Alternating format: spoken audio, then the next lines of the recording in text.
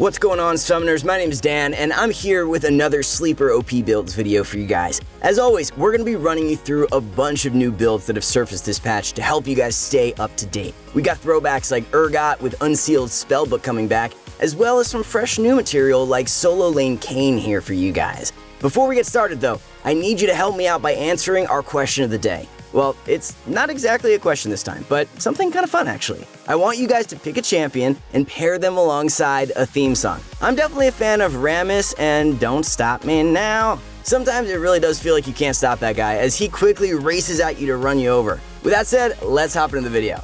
First up, like we already mentioned, URGOT with Spellbook is making his comeback in the top lane. URGOT already deals an immense amount of damage. With the damage covered, taking Unsealed Spellbook allows players to access a giant arsenal of tools to assist them.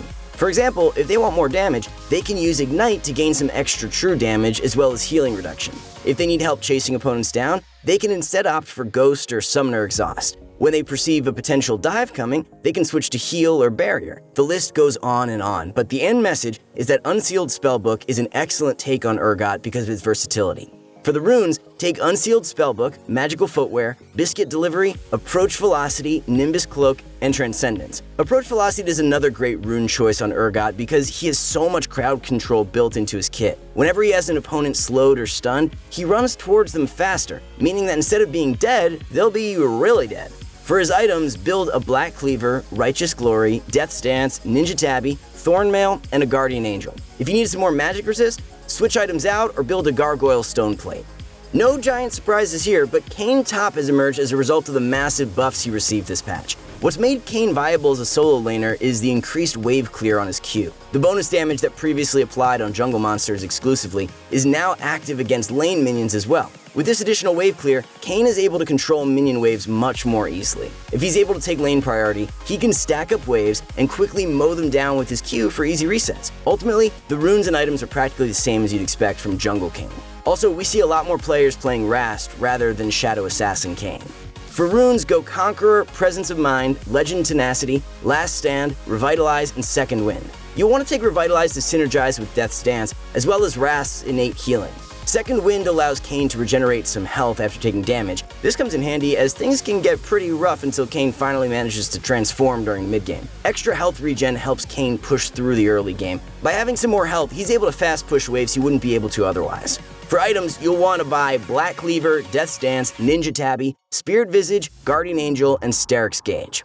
We have yet another top lane build for you guys with Blade of the Ruined King OLAF. OLAF is a powerful jungler, but he's also always been a pretty great top laner as well. Blade of the Ruined King has been the most dominant top lane item for a decent amount of time now. Melee champions who basic attack a lot get incredible value from it. It only makes sense that OLAF would like this. It provides damage, attack speed, and even lifesteal. The movement speed stealing active also synergizes incredibly with OLAF. All OLAF wants is to be next to his opponent. Sounds pretty cute until he starts chopping them down like a barbarian. On top of the slows from his axes, OLAF can use Blade of the Ruined King's active to slow his opponents and close the distance. Once in range, I'm sure that most of us know what an OLAF is capable of.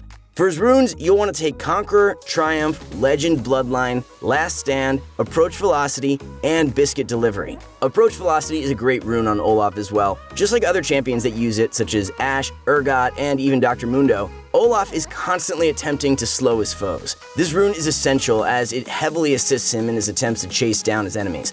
For items, build the Blade of the Ruined King, Ninja Tabby, Black Cleaver, Sterix Gauge, Guardian Angel, and a Spirit Visage. You'll be tanky and also have a ton of healing with this build. Check out the screen one more time as we show you those builds again. That's going to cover the top lane, so let's run through the jungle next.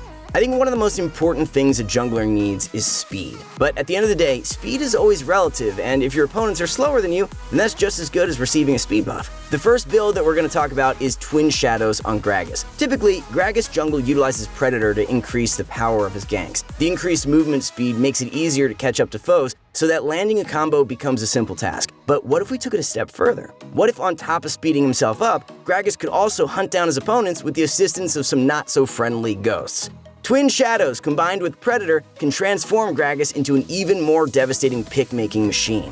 For the runes, you'll want to run Predator, Cheap Shot, Eyeball Collection, Ingenious Hunter, Perfect Timing, and Cosmic Insight. Ingenious Hunter is a must in this build especially because you're going to have a ton of active items you'll be using. Lowering the cooldown on them is essential. Even if Predator is on cooldown, you can instead use Twin Shadows. The opposite is also true, meaning that you'll almost always have some resource available to you to help you pick mispositioned enemies. For items, you'll build Runic Echoes, Sorcerer's Shoes, Zanya's Hourglass, Void Staff, Twin Shadows, and a Banshee's Veil.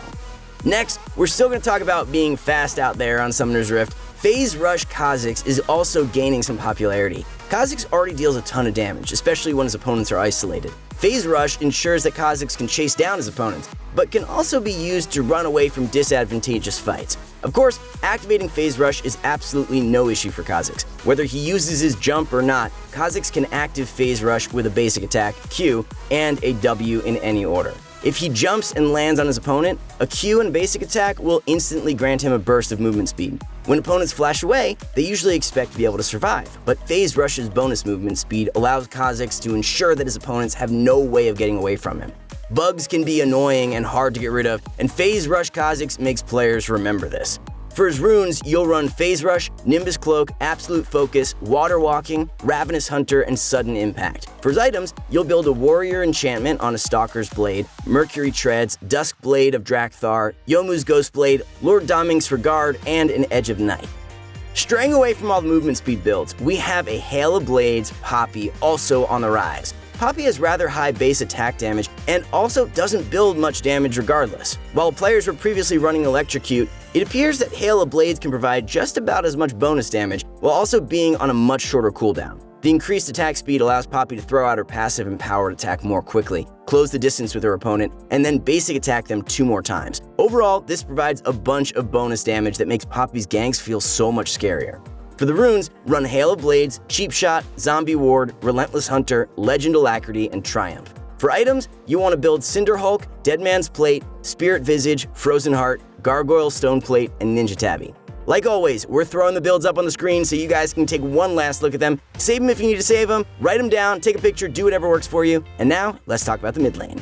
Coincidentally, Hail of Blades is also trending with Echo. Hail of Blades is a strong alternative keystone for Echo to take because it allows him to quickly activate his 3-hit passive. Even without his Q, Echo is able to jump onto a target, smack him 3 times real quick, and then gain a burst of movement speed. Another reason this works on Echo is that his W also provides some bonus on-hit damage against enemies who are below 30% health. When trying to take out foes who are already low, Echo can quickly attack them 3 times, while applying this bonus damage quickly for a nearly instant takedown. Although it might not provide the most damage, based on the situation, Hail of Blades provides more utility than its counterpart Electrocute. It provides Echo some more options to work with because of the easier access it provides to activating Echo's passive. For runes, take Hail of Blades, Sudden Impact, Ghost Poro, Ravenous Hunter, Time Warp Tonic, and Minion Dematerializer. Minion Dematerializer is great on Echo because he's constantly looking to shove waves out with his Q. Use Minion Dematerializer to provide some extra damage against minions and make it easier to push out subsequent minion waves. For his items, build a Hextech Proto Belt, Mercury Treads, Lichbane, Zanya's Hourglass, Void Staff, and a Banshee's Veil.